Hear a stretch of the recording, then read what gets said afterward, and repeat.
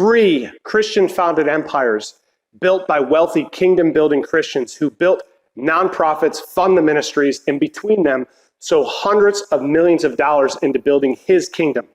And they didn't have to do it by worshiping money as their God. They did it by following good Christian biblical principles. Now, what they did isn't rocket science. You see, there's what most people do when trying to create more streams of income. They plug into the world system, which is love money, use people. And then there's a different approach, one that I had to learn the hard way through building 10 different businesses. The first 3 were train wrecks, the next 3 were 6 figures, and the last few have been 7-figure businesses, all because of him. And if there was one thing I could tell myself when I was first getting started, it would be to unplug from the world system and plug into the kingdom system. Hi, my name is Paul Bacco, and in the next few minutes, I'm going to show you a different way to create wealth so you can give at the level you've been called to without sacrificing your beliefs. When I set out on this path to help other Christians to do more than just to have successful businesses, pay the bills, afford nice things, play the game, I was met with unusual resistance. As the Christian Business Incubator has grown by helping our brothers and sisters escape the pits of purposeless businesses, dead-end jobs, the 40-40 plan, the rat race, we've made more of an effort to have a stronger outreach through paid media. Recently, we had a normal team meeting, but I noticed something different. My head of marketing didn't look so happy. And I asked him, why the long face? What's going on? I was absolutely shocked with what he said next. He said a certain company, one of the major search engine companies that begins with a G, throttled our outreach in a massive way, meaning they wouldn't run our ads.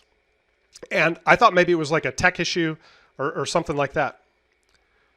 I was floored when I learned why. Here's why. I'm not making this up. This is absolutely the truth. Because we help Christian business people start and scale businesses, they, the unnamed company that begins with a G and ends with an E, told my team that my father's words in the Bible that I was quoting, like Jesus, were too damaging. Let me say that again. They said directly from their team, we were told that Christianity is damaging and that I had to make a choice. I had to either stop quoting the Bible or be silenced. And it was in that moment that I started to realize that this is happening all around us. And I got fired the heck up. We see it, and in a flash, I just saw it. I saw people, our brothers and sisters who have strong beliefs about babies and life, about identity and who can go in what bathrooms, about principles.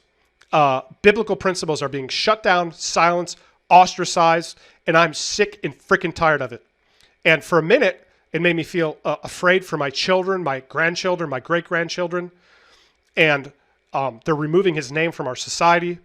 And those people that I see with horns and loudspeakers and signs on the street, they get a free pass, and they can talk about whatever crap au jus they want, crap of the day, this woke culture. And I'm sick of it, okay? And we need to be standing for what's right and standing on the founding principles that our country was founded on, which are biblical Christian principles, period, okay? And I'm sick of seeing people silenced in those areas. And one of the easiest ways the enemy keeps us silenced is to make sure we're doing well. Well, our bellies are full and our bills are paid for. Even more specifically, doing well enough to stay trapped in the rat race or meaningless business ventures and never being able to create real wealth, real freedom, being the head, not the tail, owning our time, our schedule, owning our freedom. And I'll be really honest with you. This made me feel overwhelmed and afraid for a minute. I wanted to freak out, but I couldn't, as I realized like how big this really is, how big they are, the G.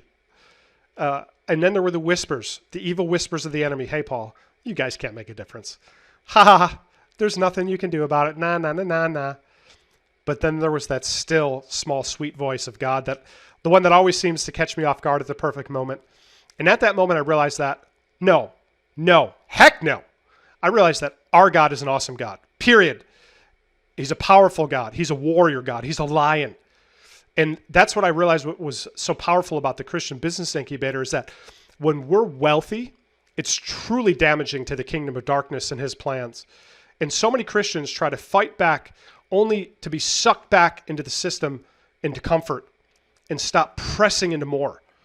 And maybe they'll try things like climbing the corporate ladder, trying to build wealth with those that don't share our values, joining programs that lie about the results and provide very little support for their members, building a nonprofit without money to fund it, because those who provide the funds are typically not aligned with our principles. So why would they fund a Christian business, right? It's a non-for-profit. Then some of us put our entire future into a manipulated stock market.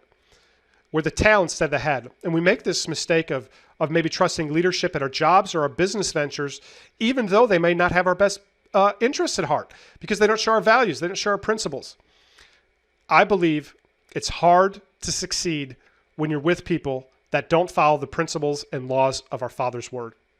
And in my experience, I believe I was able to succeed because I unplugged myself from the world system and plugged into the kingdom system. I realized that the greatest way that I could step up to the plate and fight the good fight is to be totally economically and financially free, to be independent of the world system. I'm talking about real freedom, the kind that can impact generations beyond our time here on earth, the kind that can fund God's work. I mean, just imagine if you could give away 50% of your income and still be fine. If you're making $1 million a year and you gave away 50% of your income, you're still living on 500 grand. Like, what the heck do we need that much cash for, right? Like, my wife and I could buy fine on 20 grand a month, and we have over 6 figures a month of income. And I'm not saying that to brag. That's all God. I just got out of the freaking way. Like, that's not me. I'm not that sharp. We used his principles, and he honored his word. And it was awesome. We got a note, a handwritten note from our pastor, and we got a thank you card for our giving this past year during the pandemic when most people were pulling back. We were pressing in. Man, that fires me up because of the good work. It's truly more blessed to give than to receive. But the mistake that many of us make is that when we're doing well, we stop. We take the foot off the pedal. And that is wrong. And I'm encouraging you, don't do that. Keep the pedal down. There's no animal or plant in God's creation that stops production. The apple tree continues to produce apples. The bunnies continue to produce rabbits. Humans continue to make babies. Everything is designed for growth. And either the tomato is growing or it's dying. Be the growing tomato. And when we can unplug from the world system in a 40-40 plan, we're working 50 hours a week, working for something that doesn't make us come alive, then we can move into the position to where we can do those things that God put on our hearts to do. And I promise you, my friend, when you're in that position, you wake up with a spring in your step, a smile on your face, a song in your heart, and a twinkle in your eye. And you are no longer working, you're in flow, and God is working through you. It is incredible. So just imagine if you could give away 50 or 30 or 90% of your income and still be fine. That's where the true power of the kingdom system lies. The world system is, hey, use people, love money. The kingdom system is opposite. Love people, use money to love them. Maybe you've never been hushed by a big player. Perhaps you're being kept quiet by just doing well in your career business. Myself and my members were exactly where you are today, but I want you to get serious about your wealth and stop thinking small. I want you to start thinking bigger. That's why I've compiled the 3 biggest keys I've learned in my over 25 years running multiple businesses and analyzing over 150 different business models into a Christian entrepreneur manifesto, along with some step-by-step videos and demonstrations. Look, there's no opt-in required.